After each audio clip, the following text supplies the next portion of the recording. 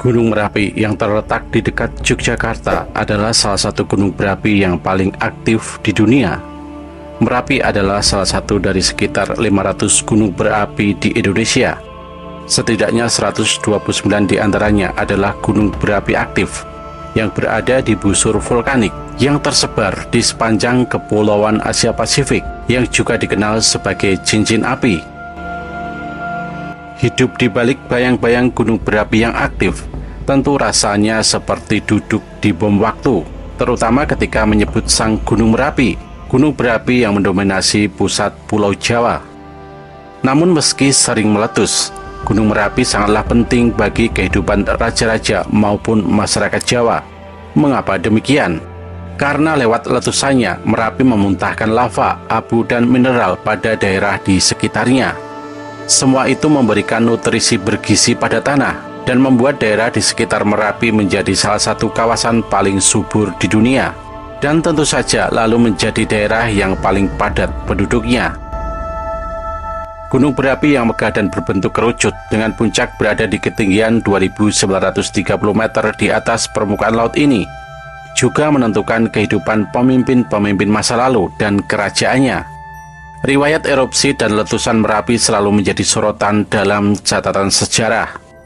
Peristiwa meletusnya gunung api paling aktif di Indonesia ini pertama kali muncul dalam catatan kolonial pada abad ke-17.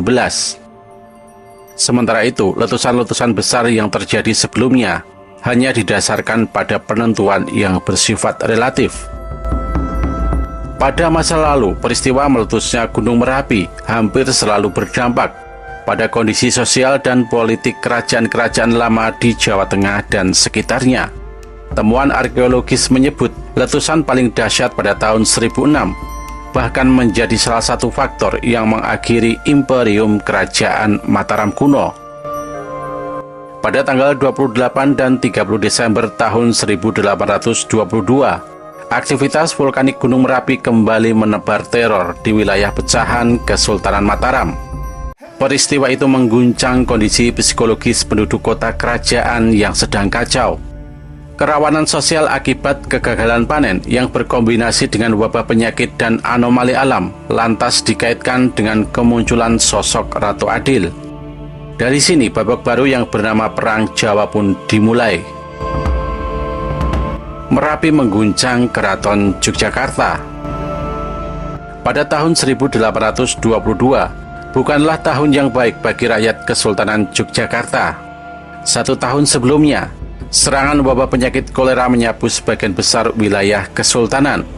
Seperti dijelaskan Jos C. Cohen, kolera tiba di pantai utara Jawa lewat Semarang pada April tahun 1821 dan berlangsung sampai tahun 1824. Wabah belum usai, Keraton Yogyakarta digegerkan dengan kabar wafatnya raja mereka. Sultan Hamengkubuwono IV mendapat serangan kejang mendadak dan meninggal tak lama sekembalinya dari perjalanan berkuda. Kurang dari 2 pekan kemudian, putranya yang masih balita sudah harus dikukuhkan sebagai raja baru.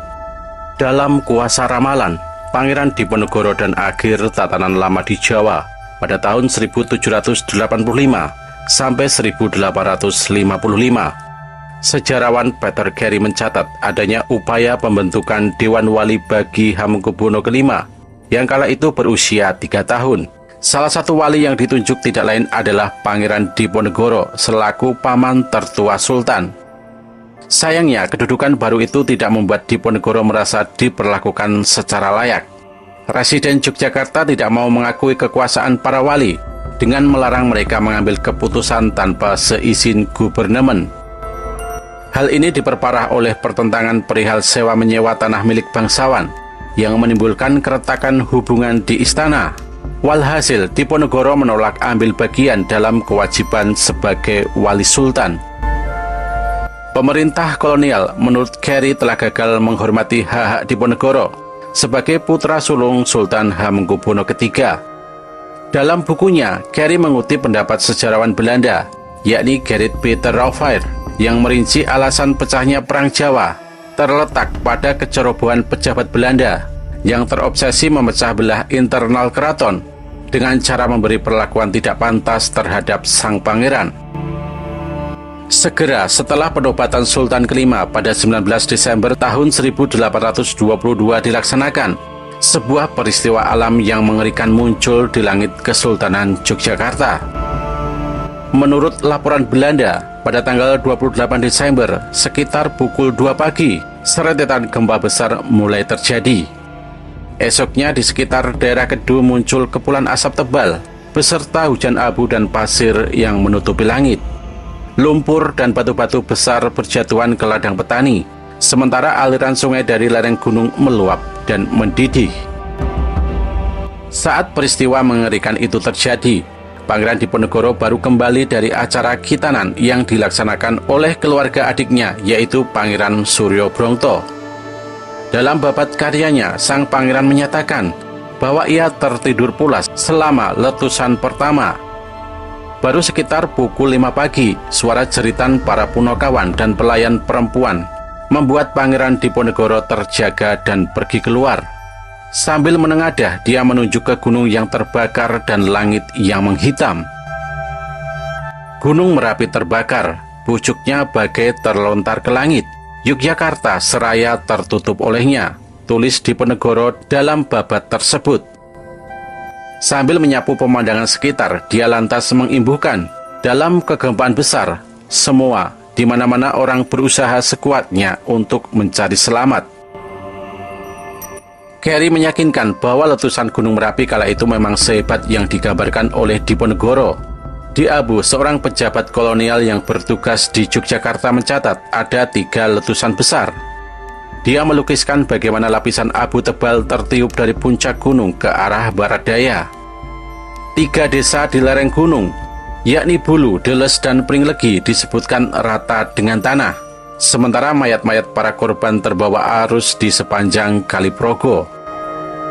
Seorang pegawai kolonial lainnya, Cornets de Groot, bahkan menyebut letusan kala itu sebagai letusan yang berdampak paling parah dalam beberapa puluh tahun terakhir.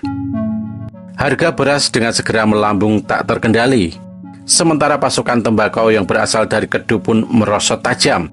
Kerusakan fisik lama-kelamaan berubah menjadi kerusakan psikologis di kalangan rakyat kecil. Jawa memasuki zaman baru. Dalam kosmologi Jawa, Gunung Merapi memiliki tempat khusus dalam legenda dan cerita rakyat. Merapi merupakan tempat tinggal sekaligus wilayah kekuasaan Kiai Sapu Jagat bersama Nyai Roro Kidul. Mereka adalah roh keramat yang dipercaya menjaga kesultanan dari malapetaka.